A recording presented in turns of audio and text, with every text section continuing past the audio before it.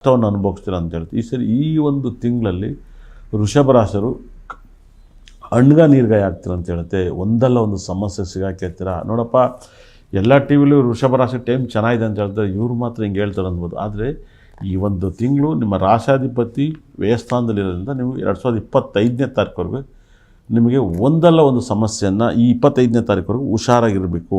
ಅದೇ ರೀತಿ ಗುರು 2ನೇ ಮನೇಲಿದ್ದರೆ ನಿಮಗೆ ಅಷ್ಟ ಐಶ್ವರ್ಯನೂ ಕೂಡ ಕೊಡ್ತಾನೆ. ಅಷ್ಟ ಐಶ್ವರ್ಯನೂ ಕೂಡ ಗುರು ಕೊಡ್ತಾನೆ. ನಿಮ್ಮ ಲೈಫಲ್ಲಿ ತುಂಬ ಒಳ್ಳೆಯದಾಗುತ್ತೆ. ಗುರು ನಿಮಗೆ ತುಂಬ ಶುಭ ಫಲವನ್ನು ಕೊಡ್ತಾನೆ.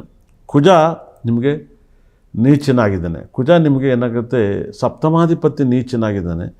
ಒಂದು ಸರಿಗೆ ಕುಜನೂ ಚಂದ್ರನೂ ಒಟ್ಟಿಗೆ ಸೇರ್ತಾರೆ. ಆ ಒಂದು ಟೈಮಲ್ಲಿ ನಿಮಗೆ ಪ್ರಾಪರ್ಟಿ ವಿಚಾರ ಒಂದು ಜಗಳವನ್ನು ಒಂದು 2 ದಿವಸದಲ್ಲಿ ನಿಮ್ಮ ಮನೇಲಿ ದೊಡ್ಡ ಜಗಳ ಆಗುತ್ತೆ. ಒಂದು ವೃಷಭ ರಾಶಿಯವರಿಗೆ ಪ್ರಾಪರ್ಟಿ ವಿಚಾರ ದೊಡ್ಡ ಜಗಳ ಆಗುತ್ತೆ. ಈ ಜಗಳವನ್ನು ನೆಟ್ಟಿಗೆ ಬಗೆಹರಿಸ್ಕೊಳ್ಳಿ. ಅದೇ ರೀತಿಯಲ್ಲಿ ವೃಷಭ ರಾಶಿಯವರಿಗೆ ಮನೇಲಿ ತಾಯಿಯಂದಿರಿಗೆ ಸ್ವಲ್ಪ ಆರೋಗ್ಯ ಜಾಸ್ತಿ ಆಗುತ್ತೆ. ಮತ್ತು